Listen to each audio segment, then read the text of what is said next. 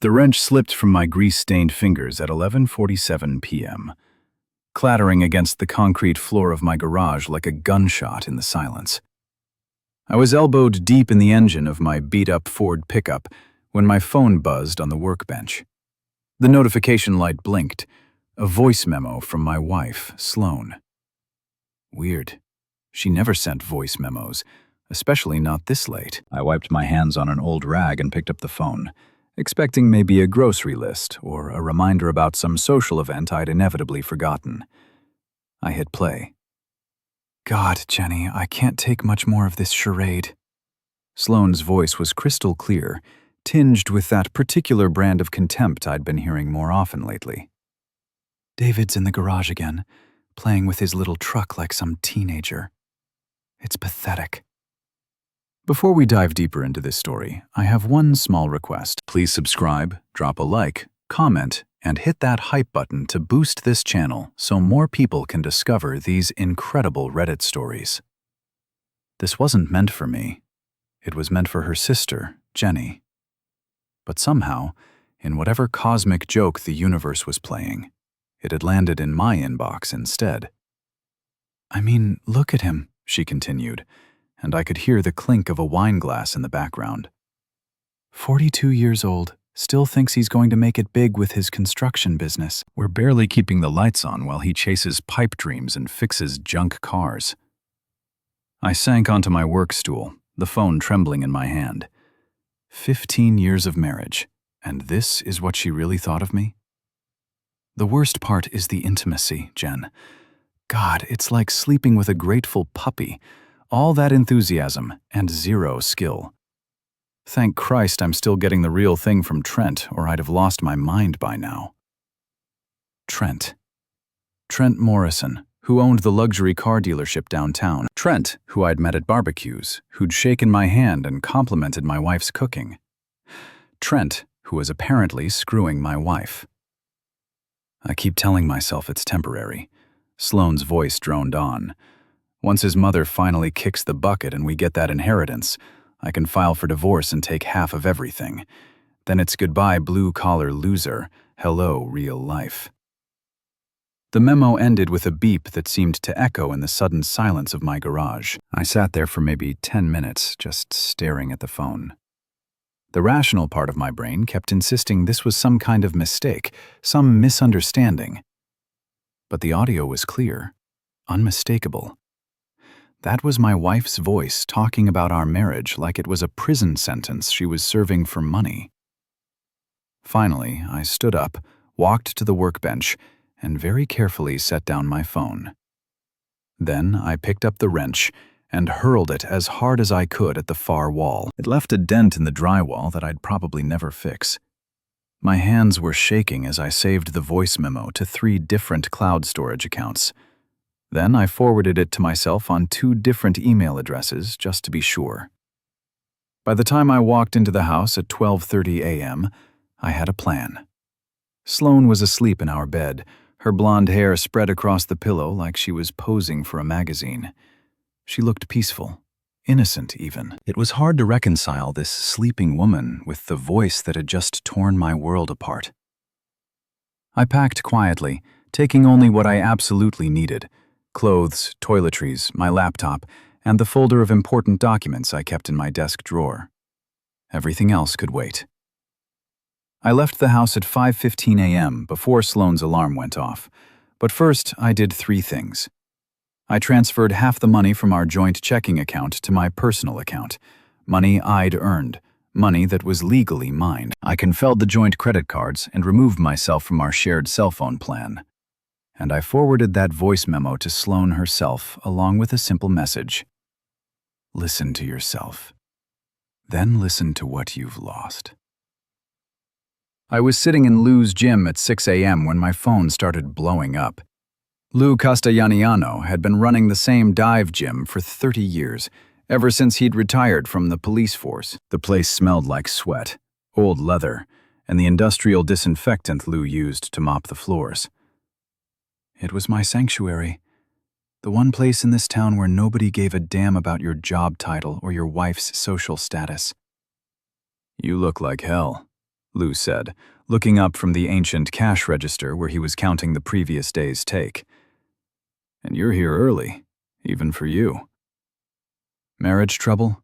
I said, setting my duffel bag on the floor. Lou nodded sagely. He'd been divorced twice and had the wisdom of experience. Want to talk about it? Not yet, but I might need a place to crash for a few days. Upstairs, apartment's empty. $50 a week, utilities included. My phone buzzed again. Another call from Sloan. I declined it and looked at the growing list of missed calls and unread text messages. Make it 100, I said, and throw in use of the gym after hours. Deal. Lou extended a meaty hand, and we shook on it. Whatever's going on, David, just remember sometimes you gotta burn bridges to keep the bastards from following you across. I spent the morning setting up in Lou's spare apartment, a studio space above the gym that was basic but clean. One room, a kitchenette, and a bathroom that had seen better days but functioned perfectly well. It was exactly what I needed. Simple, private, and far enough from my old life to think clearly. By noon, I had 17 missed calls from Sloan and 43 text messages, ranging from confused to furious to pleading. I ignored them all. Instead, I called my lawyer. David, good to hear from you, said Patricia Wells, the attorney who'd handled our house purchase and business incorporation. What can I do for you? I need to know my rights in a divorce, Pat. Specifically, what happens to assets when one spouse has been cheating? There was a pause. I see. Can you come in this afternoon? This isn't really a phone conversation. I'll be there at 2. The law office was in one of the nicer buildings downtown, all glass and steel, trying to compete with the bigger cities. Patricia was a sharp woman in her 50s who'd built her practice on being thorough and honest, 2 qualities I desperately needed right now.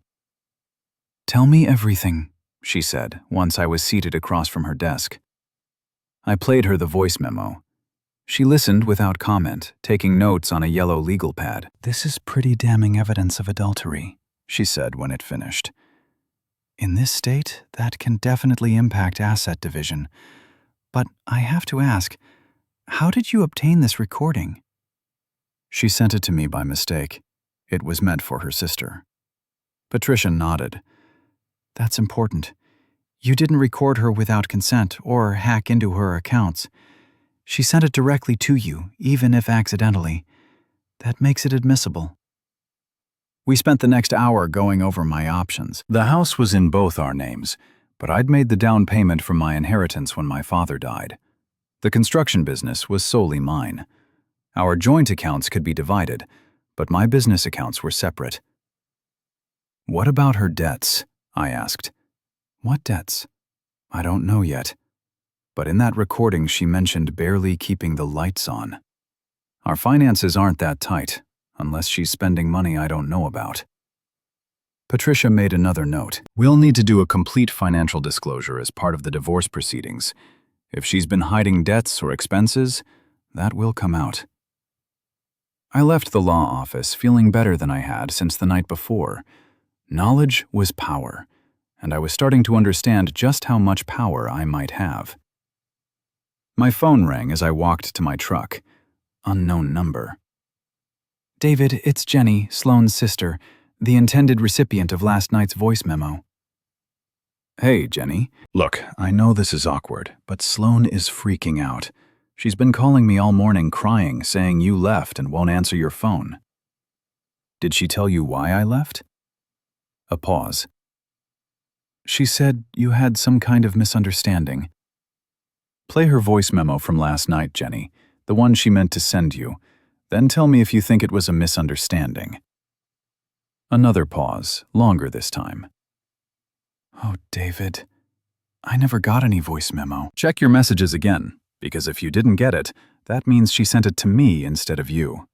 Which means everything she said about our marriage, about her affair, about waiting for my mother to die so she could divorce me, she said all of that directly to me.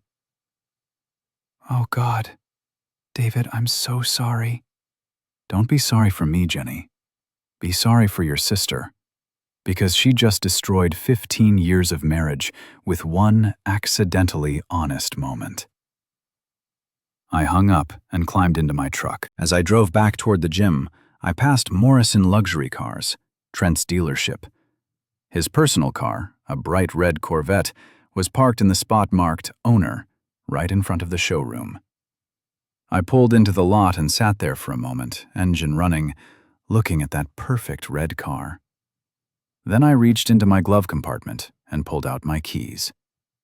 The scratch I carved into the driver's side door was deep and deliberate, running from the front fender to the rear wheel well. It would cost thousands to fix properly.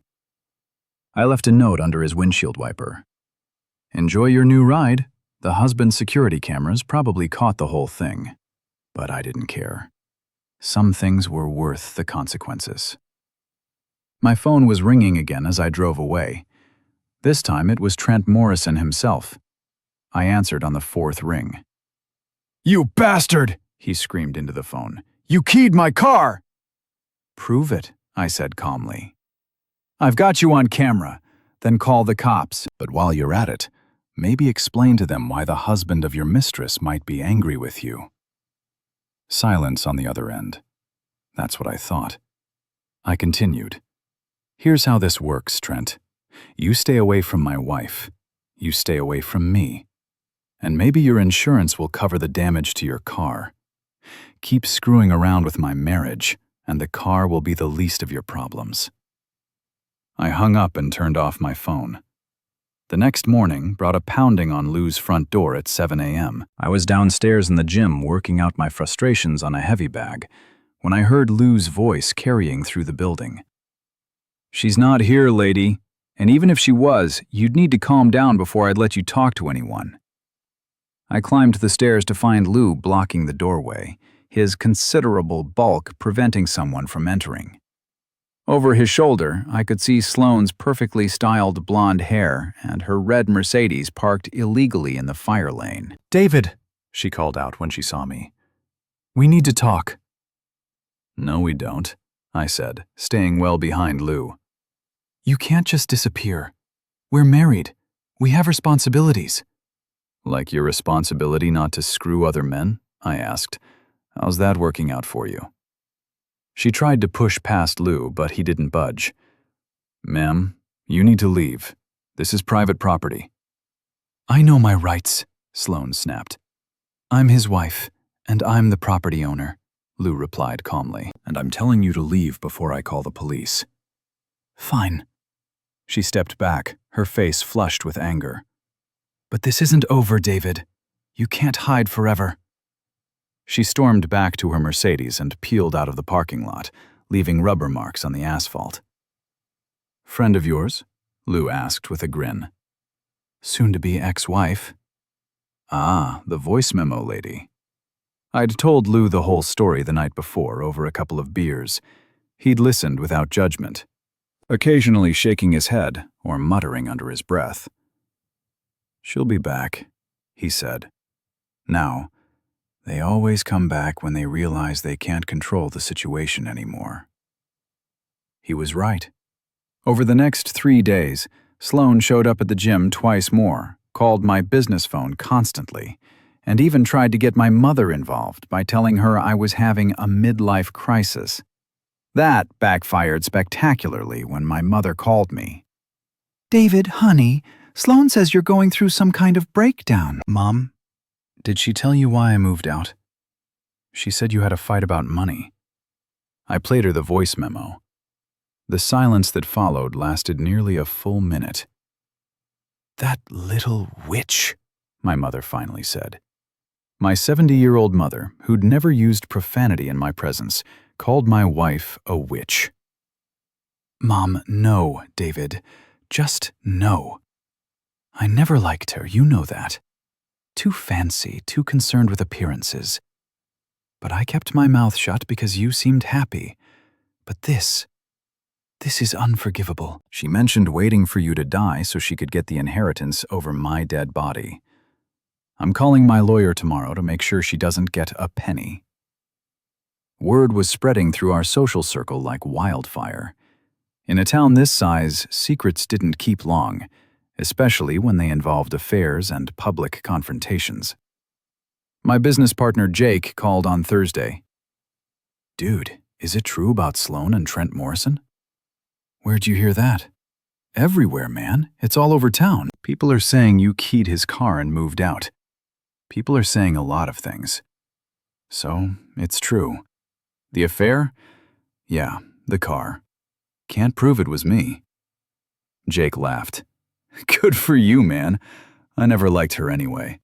Too good for the rest of us, you know?" But not everyone was supportive. My old friend Mike Harris called that afternoon. "David, what the hell is going on?" Sloan called Lisa crying, saying, "You're spreading lies about her."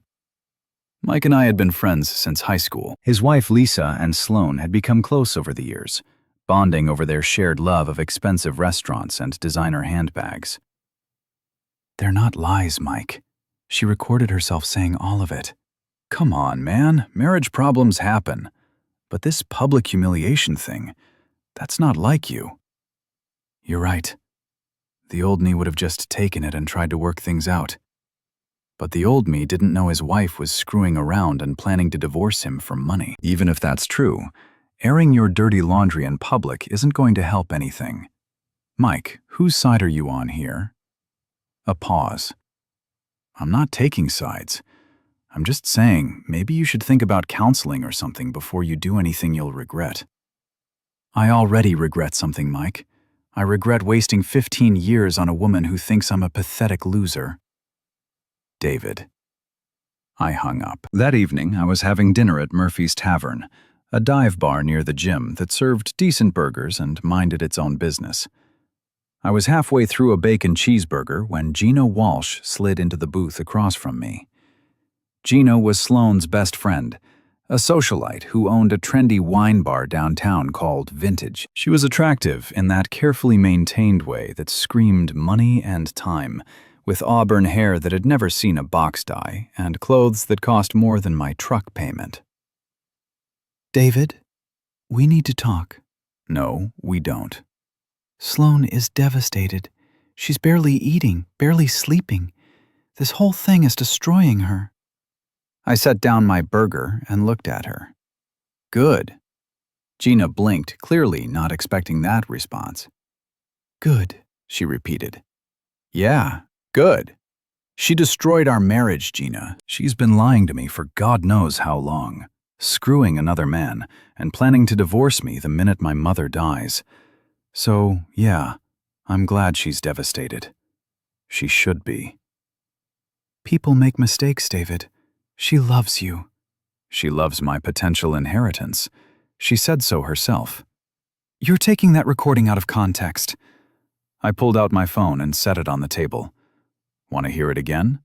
Because I've got the whole thing right here." Gina's perfectly applied makeup couldn't hide the way her face went pale. She was just venting to her sister. People say things they don't mean when they're frustrated. Which part didn't she mean, Gina? The part where she called me pathetic? The part where she complained about our intimate life? Or the part where she admitted to cheating with Trent Morrison?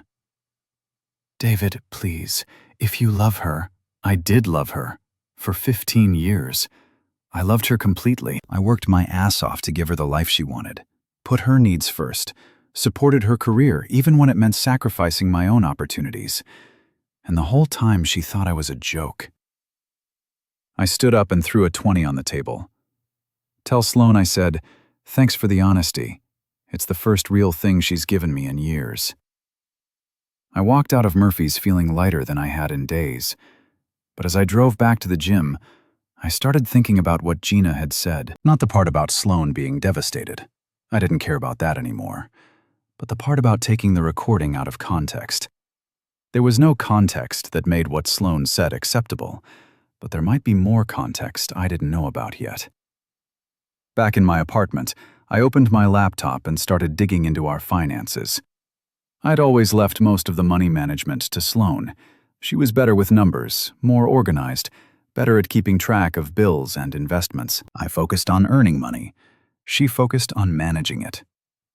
Now I wondered what else she'd been managing. Our joint checking account showed regular deposits from both our incomes and regular withdrawals for household expenses. Nothing unusual there. But when I looked at the credit card statements, I found something interesting. Charges at expensive restaurants I'd never been to. Hotel rooms in the city when Sloane was supposedly visiting her sister. Purchases at Victoria's Secret and other lingerie stores when she'd been complaining for months that money was too tight for new clothes. Then I found the real smoking gun. A separate credit card account I'd never seen before. One that was in both our names, but sent to a P.O. box I didn't know we had. The balance was $47,000. I sat back in my chair, staring at the screen. $47,000 in secret debt, all accumulated over the past 2 years. Expensive dinners, hotel rooms, jewelry, clothes, spa treatments. A whole secret life funded by credit I'd never agreed to. No wonder she'd mentioned barely keeping the lights on. She'd been living a double life and financing it with debt that would become my responsibility in a divorce. I printed out every statement and added them to the folder I was building for my lawyer. Patricia was going to love this. My phone buzzed with a text message from an unknown number. "Stop spreading lies about my wife, or you'll regret it." Trent Morrison, apparently branching out from car sales to intimidation. I texted back, "Which lies?" "The ones she recorded herself saying. Check your own security cameras, tough guy. You'll see what regret looks like." He didn't respond, but 20 minutes later, I got a call from Sloane. "David, please, you have to stop this. Trent is talking about calling the police." "Let him. I'd love to explain to the cops why I keyed his car." "This isn't you, David. You're not vindictive like this." "You're right. The old me wasn't vindictive. The old me was trusting and loyal and stupid enough to believe his wife meant her wedding vows. But that guy died when he heard what you really think of him."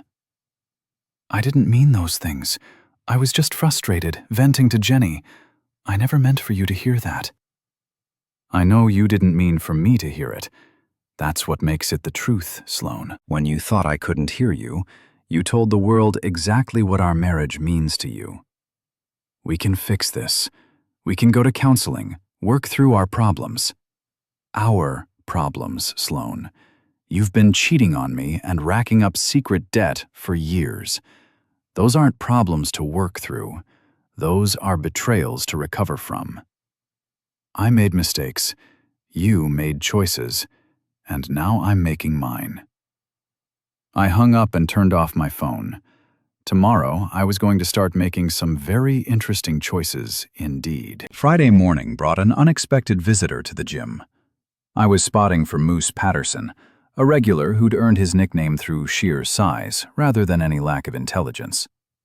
When Lou called out from the front desk, "David, you got company?" I looked over to see a woman in her 30s, professionally dressed, but with the kind of tired eyes that spoke of long hours and difficult cases. She held up a badge. "Detective Sarah Chen, Metro Police.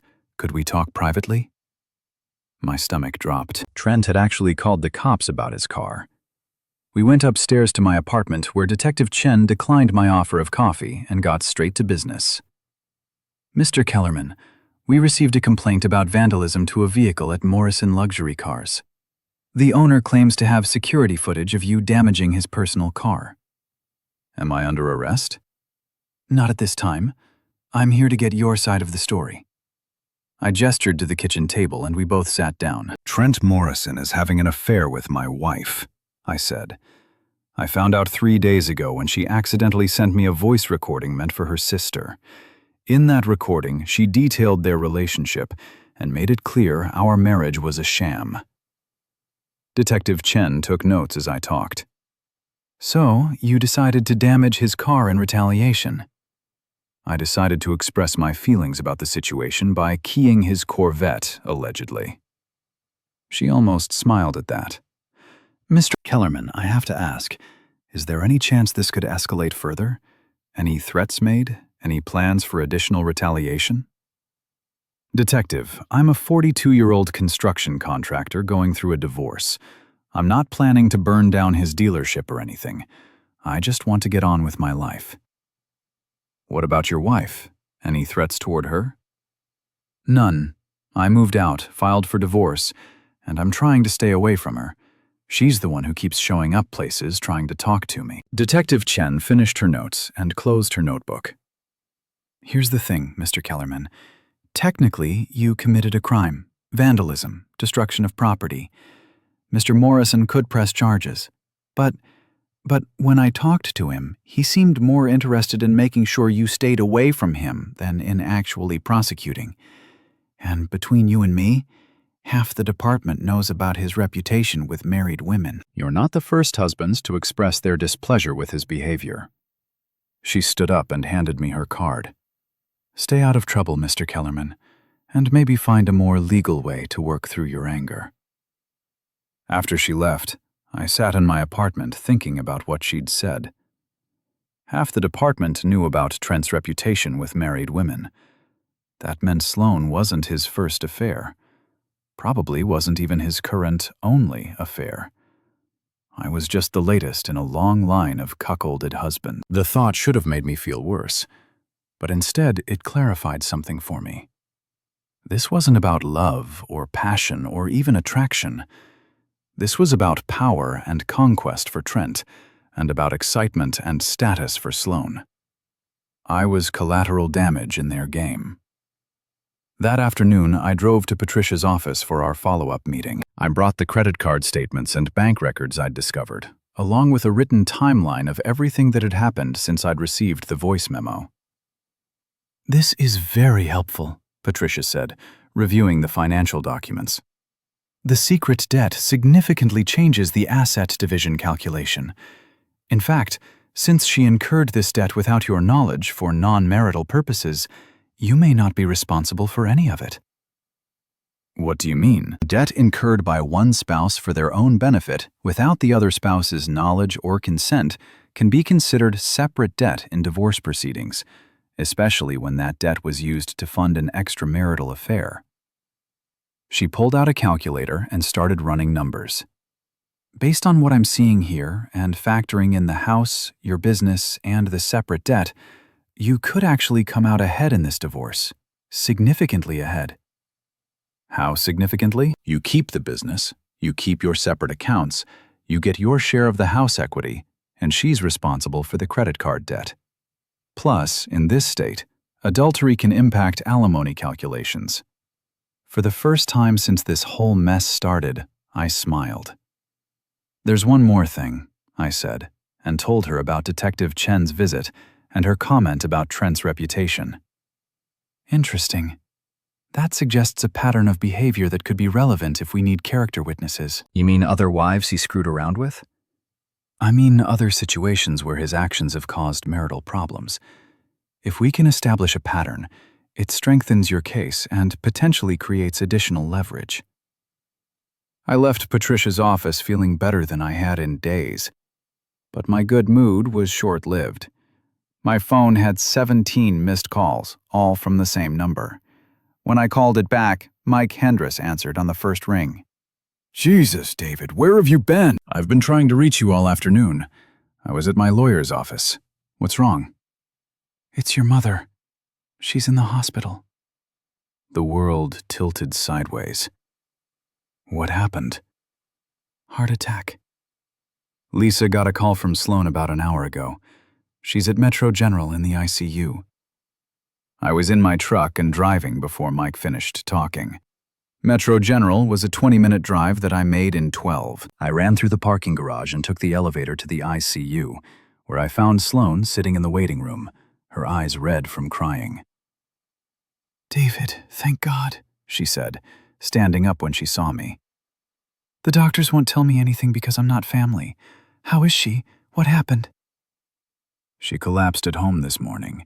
The neighbor found her and called 911. She's been in surgery for 3 hours. A doctor in scrubs approached us. Are you David Kellerman?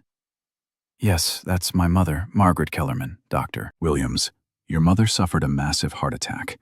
We've performed emergency surgery to clear a blocked artery, but the next 24 hours are critical. Can I see her? She's sedated and on a ventilator, but yes, family only though. I looked at Sloan. Wait here. My mother looked impossibly small in the hospital bed, surrounded by machines and tubes. Her face was pale, her breathing assisted by the ventilator. I took her hand and sat down in the chair beside her bed. I'm here, Mom, I whispered. I'm right here. I don't know how long I sat there, but eventually a nurse came in to check her vitals. Are you her son? Yes, she's stable for now. The surgery went well, but it's going to be a long recovery. Do you have other family who should be notified? No, it's just me. When I came back to the waiting room, Sloan was gone. In her place sat Gina Walsh, scrolling through her phone. Where's Sloan? She went home to get some things. She said she was going to stay here tonight. No, she's not. Gina looked up from her phone. David, whatever's between you two, this isn't the time.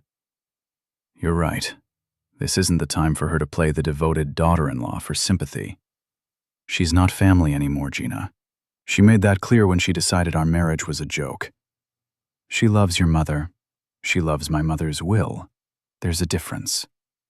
I called hospital security and explained the situation. Within an hour, I'd made sure that only I was listed as next of kin and authorized to make medical decisions.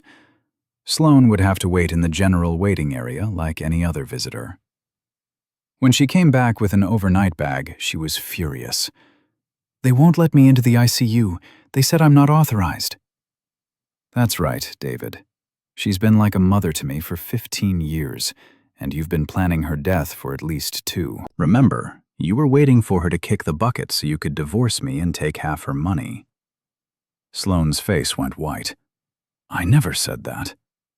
Want me to play the recording again? Because I've got it right here. She looked around the waiting room, suddenly aware that other people were listening. We need to talk privately, she said. No, we don't. We need you to leave so I can focus on my mother's recovery. I have every right to be here. You have the right to sit in the general waiting room like any other visitor, but you don't have the right to pretend we're still married when it's convenient for you. Gina stood up and put her arm around Sloan. Come on, honey. Let's go get some coffee and let David cool down. I don't need to cool down, Gina. I need my cheating wife to stop using my mother's heart attack as an opportunity for sympathy and reconciliation. They left, but I knew they'd be back. I spent the night in the ICU waiting room, dozing in an uncomfortable chair and checking on my mother every hour when the nurses allowed it.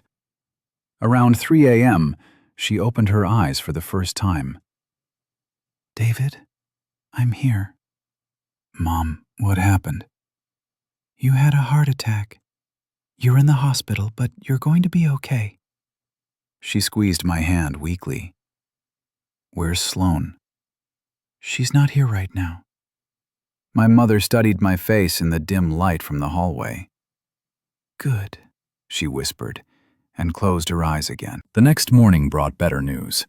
My mother's condition had stabilized overnight, and the doctors were optimistic about her recovery. She was awake more often and breathing on her own. It also brought an unexpected revelation. I was in the hospital cafeteria grabbing coffee when I overheard a conversation at the next table. 2 women, one of whom I recognized as Janet Morrison, Trent's wife. I just can't believe he's doing it again, Janet was saying to her companion. I thought after the last time when I threatened to leave, he'd learned his lesson. Some men never learn, the other woman replied. Who is it this time? Some blonde woman, Sloan something. I found hotel receipts in his car, credit card charges at jewelry stores. The same pattern as before. I nearly choked on my coffee. Are you going to confront him? I'm going to do better than that.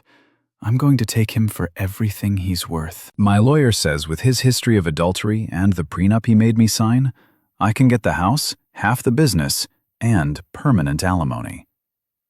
Good for you. The funny thing is, I feel sorry for this Sloan woman.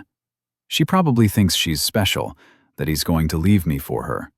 But he said the same thing to the last 3. Men like Trent don't leave their wives. They just keep collecting mistresses until someone forces their hand. I sat there for a long time after they left, processing what I'd heard. Sloane wasn't Trent's first affair. She wasn't even his most recent affair. She was just another conquest in a long line of married women he'd seduced with promises he never intended to keep. And she had no idea. For the first time since this whole mess started, I almost felt sorry for her. Almost. My mother was moved out of the ICU on Tuesday, 3 days after her heart attack. The doctors said her recovery was progressing well, but she'd need at least another week in the hospital and months of rehabilitation afterward. I was helping her with lunch when Sloane appeared in the doorway, carrying a bouquet of flowers and wearing her most contrite expression. "Margaret, how are you feeling?" My mother looked at her coolly. "I've been better. I brought you some flowers from the garden, your favorites, the yellow roses." "How thoughtful." My mother's voice could have frozen water. Sloane looked confused by the chilly reception. She'd always gotten along well with my mother, or so I'd thought. "David, could we talk outside?" "No. Please, just 5 minutes." My mother squeezed my hand. "Go ahead, honey. I'll be fine." In the hallway, Sloane immediately went on the offensive. "You can't keep shutting me out like this. Whatever problems we have, your mother is still important to me." "Really? Important enough to wait for her death so you can cash in?" "I never said that." "Sloane, I have the recording. I can play it right now if you want to refresh your memory." She looked around nervously. The hospital corridor was busy with nurses, doctors, and visitors. "I was upset when I said those things. I didn't mean them." "Which part didn't you mean?" "The part about screwing Trent, or the part about planning to divorce me for money?" "All of it.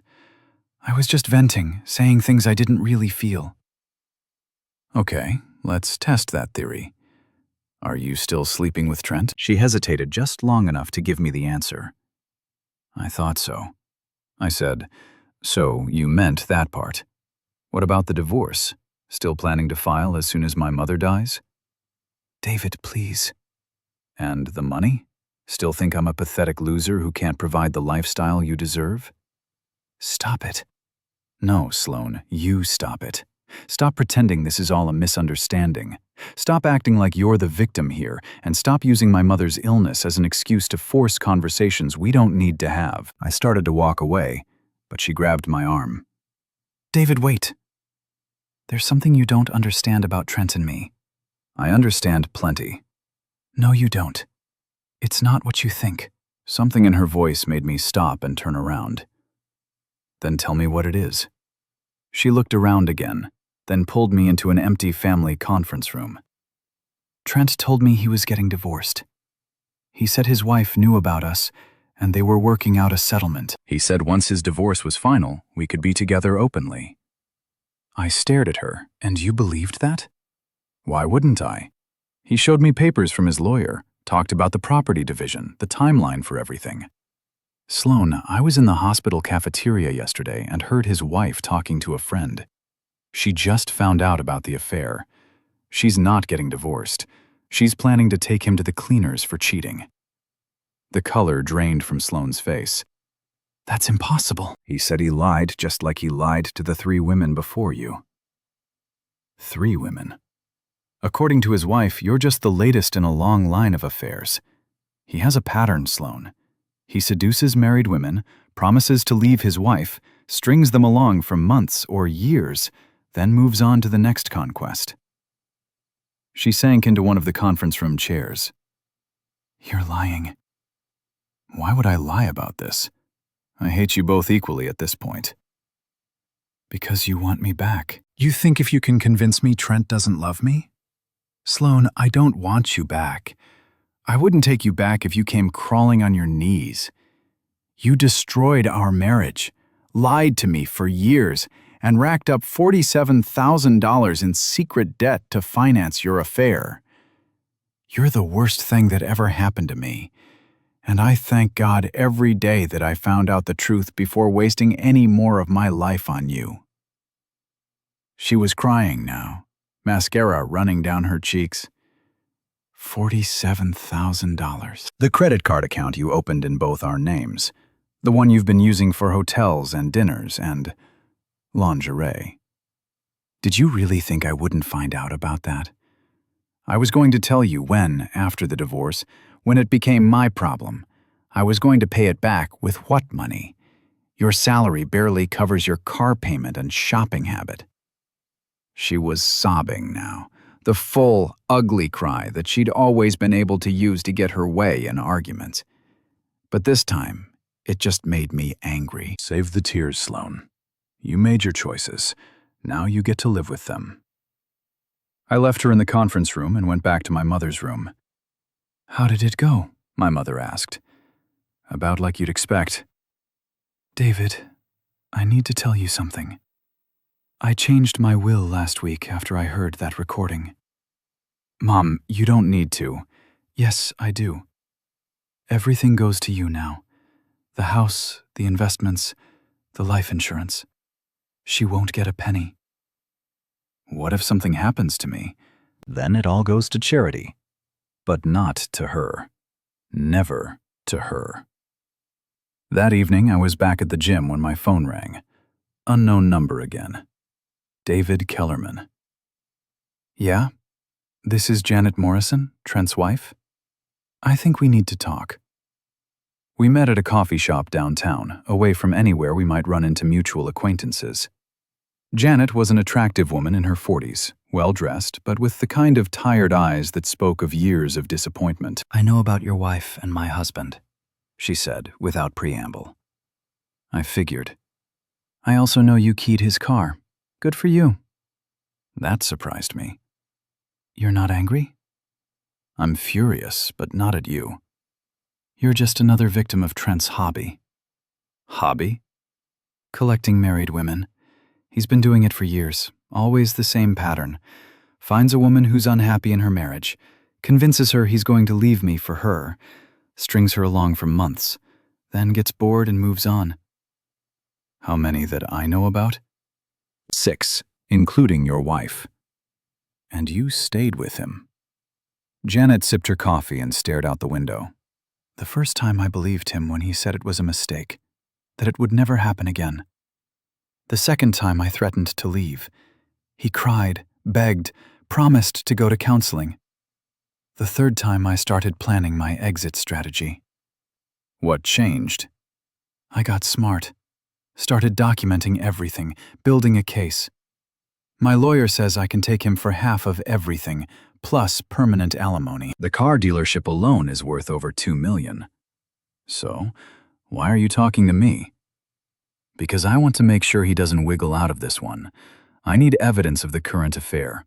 Hotel receipts, photos, witnesses, and I need to make sure your wife understands that he's never leaving me." "What do you want me to do?" "Nothing illegal, but if you happen to know where they meet, when they meet, what credit cards he uses, that information would be very helpful to my attorney." I thought about it for a moment. Helping Janet would hurt both Sloan and Trent, which appealed to me. But it would also mean staying involved in their drama instead of moving on with my life. "I'll think about it. Here's my card. Call me if you change your mind." After Janet left, I sat in the coffee shop thinking about everything that had happened over the past week. My marriage was over. My mother was recovering from a heart attack. And I was living in a studio apartment above a gym. But for the first time in years, I felt like I was in control of my own life. My phone buzzed with a text message from Mike Hendris. "We need to talk, tonight, Murphy's Tavern, 8 p.m. I checked the time, 7:30. I could make it if I left now. Murphy's was crowded for a Tuesday night, but I found Mike at a corner table nursing a beer and looking uncomfortable. He wasn't alone. Lisa was with him along with 2 other couples I recognized from our old social circle. David, Mike said as I approached. Thanks for coming. What's this about? Sit down, please. I remained standing. Just say what you need to say, Mike. Lisa spoke up. David, we're worried about you. This whole situation with Sloan, it's gotten out of hand. Has it? The public humiliation, the property damage, keeping her away from your mother. It's not like you. You're right. The old me would have just taken it and tried to work things out. But the old me was a sucker. Sloan made a mistake, said Tom Bradley, another old friend. But marriages can survive infidelity. Look at Bill and Hillary Clinton. Did Bill record himself mocking Hillary's intimate performance and calling her a pathetic loser? The table went quiet, because that's what Sloan did. She didn't just cheat. She humiliated me in the most personal way possible, then accidentally sent me the recording. Even so, Lisa said, the way you're handling this is just making everything worse. For who? For Sloan. Good. She deserves worse, for everyone. Mike said, our whole social circle is taking sides. People are gossiping. It's affecting all of us. I looked around the table at these people I'd considered friends for years. So, this isn't about me or my marriage. This is about your social comfort. That's not fair, Lisa said. Isn't it? You want me to quietly forgive and forget so you don't have to deal with the awkwardness of choosing sides? We want you to handle this like an adult, Tom said. I am handling it like an adult. I'm divorcing my cheating wife and moving on with my life. What exactly do you want me to do differently? Stop making it public, Mike said. Stop embarrassing her. Handle it privately. She made it public when she sent me that recording. She made it public when she chose to have an affair with someone everyone in town knows. She made it public when she started showing up at my gym and my mother's hospital room trying to force conversations. I pulled out my phone and set it on the table. You want to hear what she really thinks of all of you?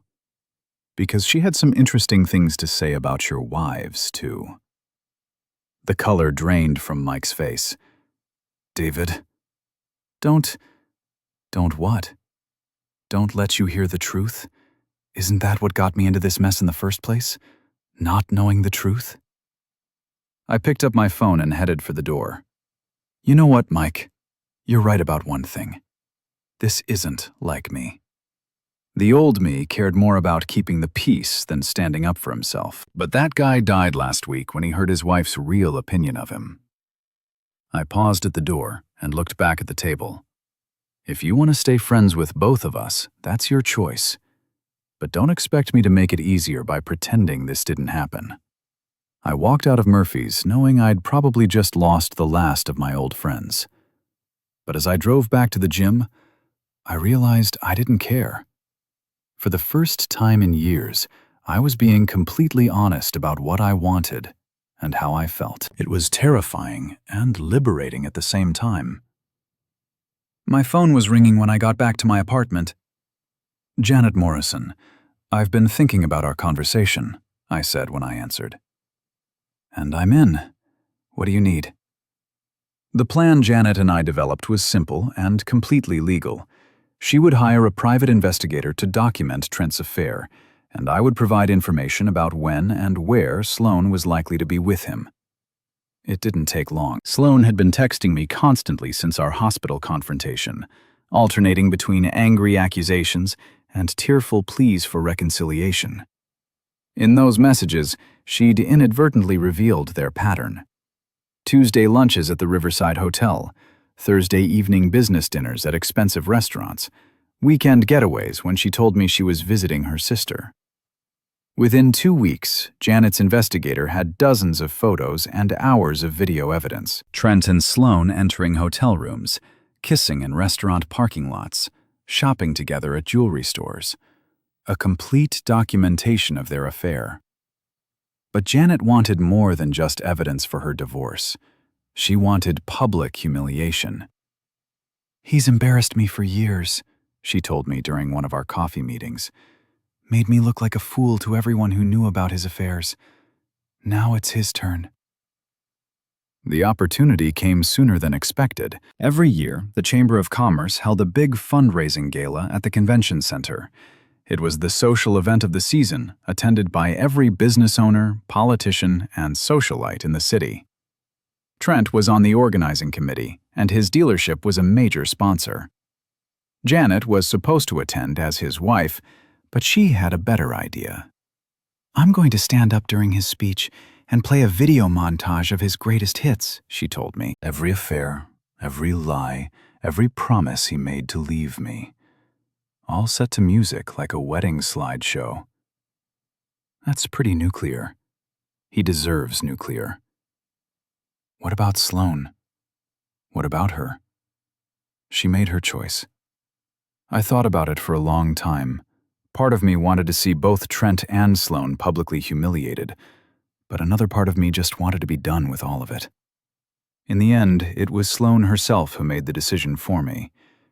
3 days before the gala, she showed up at the gym again. This time, Lou wasn't there to run interference. He was at a doctor's appointment, leaving me alone in the building. "We need to talk," she said, walking in like she owned the place. "No, we don't."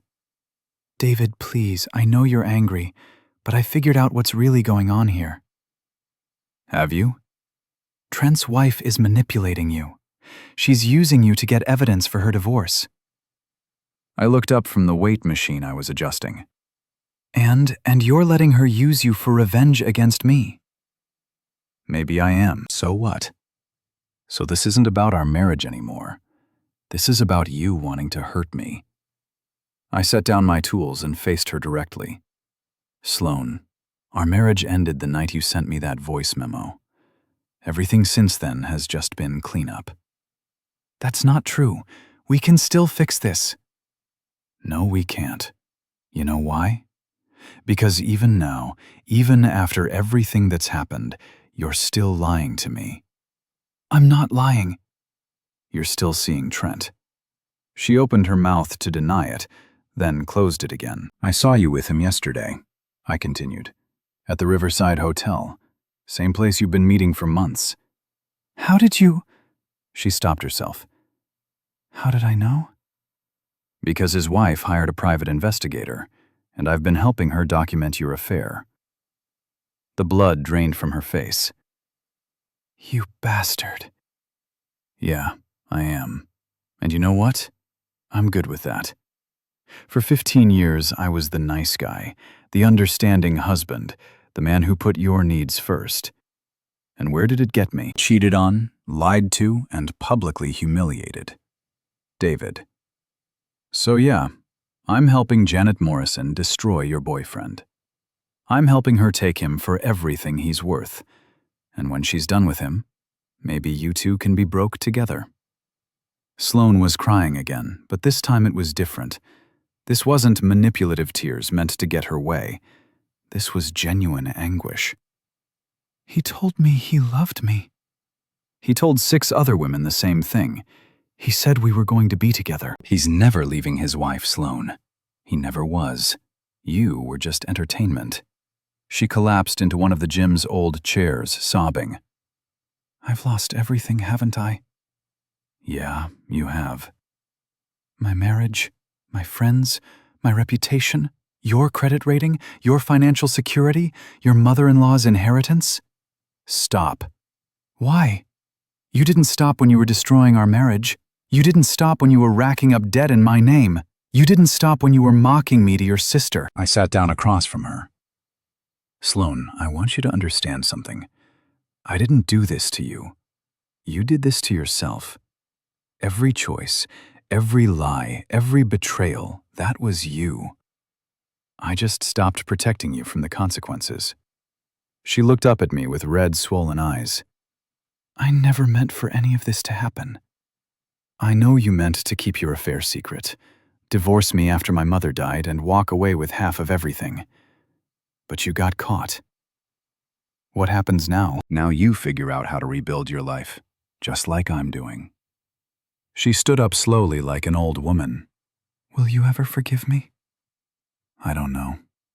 But it doesn't matter, because I'm never going to trust you again. And without trust, Forgiveness is just words. She walked toward the door, then stopped and turned back. For what it's worth, I really did love you once. I know I loved you too. But love isn't enough when one person decides the other isn't worth being honest with. After she left, I called Janet. She knows about the investigation. Good. Let her sweat for a few days. Are you still planning the gala thing? Absolutely. In fact, I have a better idea now. Instead of just embarrassing Trent, I'm going to make him an offer he can't refuse. What kind of offer? The kind that ends this whole mess once and for all. The night of the gala, I put on my only good suit and drove to the convention center. I wasn't attending as a guest. I couldn't afford the $500 ticket, even if I'd wanted to. Instead, I was there as Janet's backup, ready to provide moral support, or call the police if things got out of hand. The ballroom was packed with the city's elite, all dressed in their finest clothes and putting on their most charitable faces. I spotted Sloane immediately. She was wearing a red dress I'd never seen before, standing near the bar with Gina Walsh. She looked nervous, constantly checking her phone and scanning the crowd. Trent was at the head table, smoozing with other major donors and basking in the attention that came with being a community leader. He looked confident, relaxed, completely unaware of what was coming. Janet was nowhere to be seen. The dinner portion of the evening proceeded normally. Overpriced chicken, boring speeches about community service, and the usual auction of donated items. I watched from the back of the room, staying out of sight but keeping an eye on the key players. At 9:30, the Master of Ceremonies introduced Trent as the evening's keynote speaker. He walked to the podium to polite applause, adjusted the microphone, and began his prepared remarks about the importance of local business supporting community initiatives. He was 3 minutes into his speech when Janet appeared. She didn't make a scene or cause a disruption.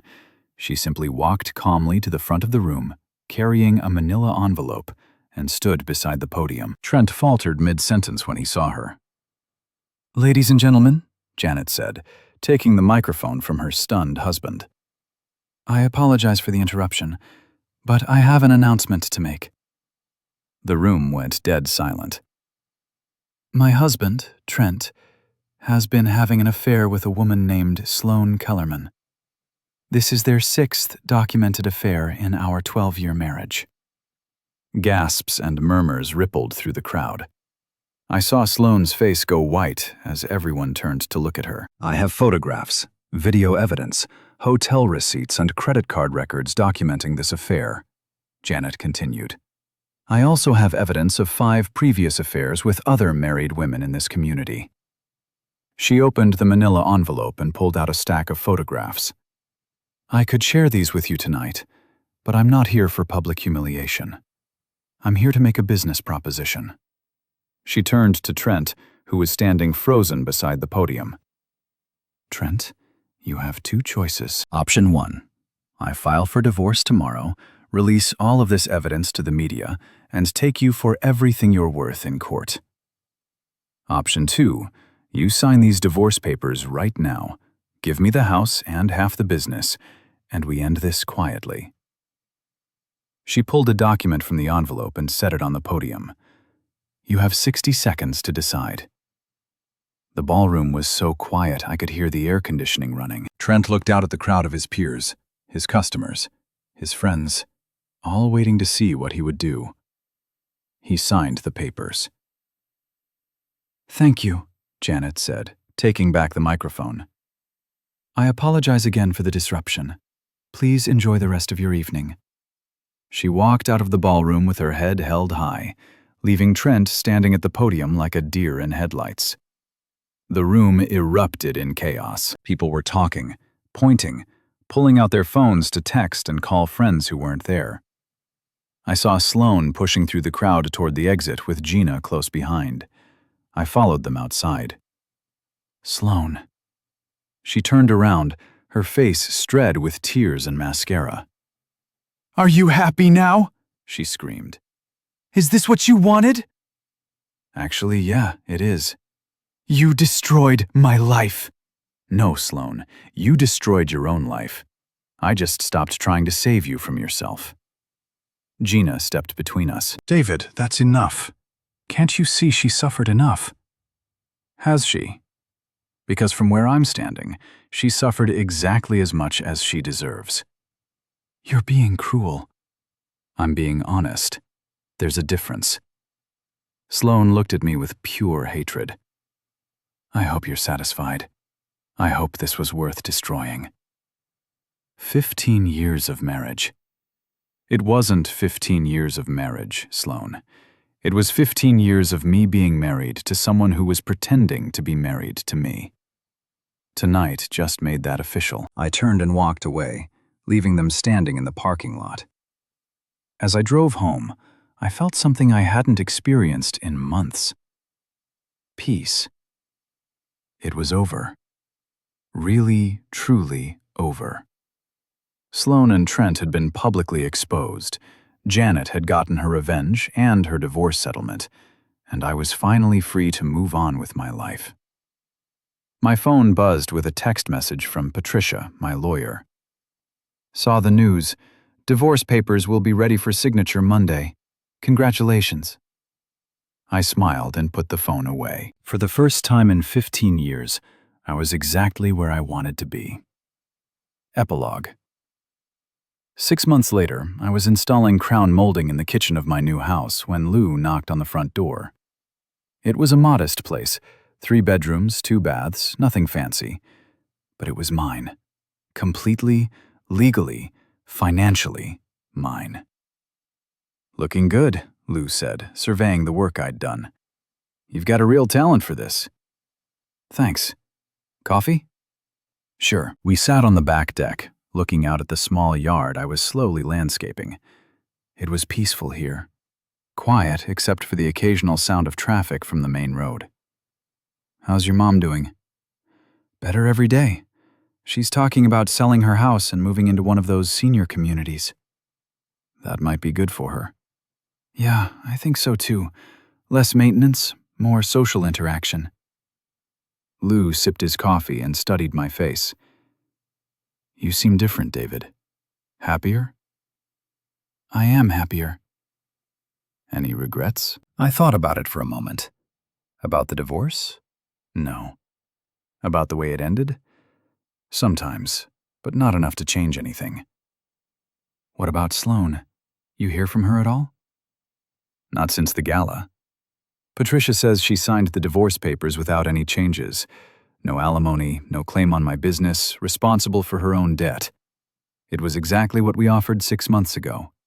And Trent heard he's selling cars at one of the big chain dealerships now. Janet got the luxury dealership in the divorce. Lou chuckled. Karma's a sometimes. We sat in comfortable silence for a while, enjoying the afternoon sun. You dating anyone? Lou asked eventually. Not yet. Still figuring out who I am as a single nan. Fair enough. No rush. After Lou left, I went back to work on the crown molding. It was detailed, precise work that required focus and patience. Exactly the kind of thing that helped me stay centered. My phone rang around 4 p.m. Unknown number. David Kellerman. Yeah, this is Sarah Mitchell at Metro General. Your mother asked me to call you. My heart skipped a beat. Is she okay? She's fine, but she wanted me to tell you that a woman named Sloan has been trying to visit her. Your mother asked me to make sure you knew and to ask if you wanted us to prevent these visits. Yes, please add her to the no visitor list. Already done. Your mother was quite insistent. After I hung up, I sat on my front steps thinking about Sloan trying to visit my mother. Was it genuine concern? Or was she still hoping to somehow get back into the family's good graces? It didn't matter. That part of my life was over. My business was thriving. Word had gotten around about my attention to detail and fair pricing, and I had more work than I could handle. I was thinking about hiring an assistant, maybe even expanding into larger commercial projects. I was sleeping better than I had in years. I was eating better, exercising regularly, and rediscovering hobbies I'd abandoned during my marriage. I'd even started reading again, something I'd loved as a kid but had somehow lost along the way. Most importantly, I was being completely honest with myself and everyone around me. No more pretending things were fine when they weren't. No more putting other people's comfort ahead of my own well-being. It was a good life. Not perfect, not without challenges, but authentically mine. As the sun set behind the trees in my backyard, I went back inside to finish the crown molding.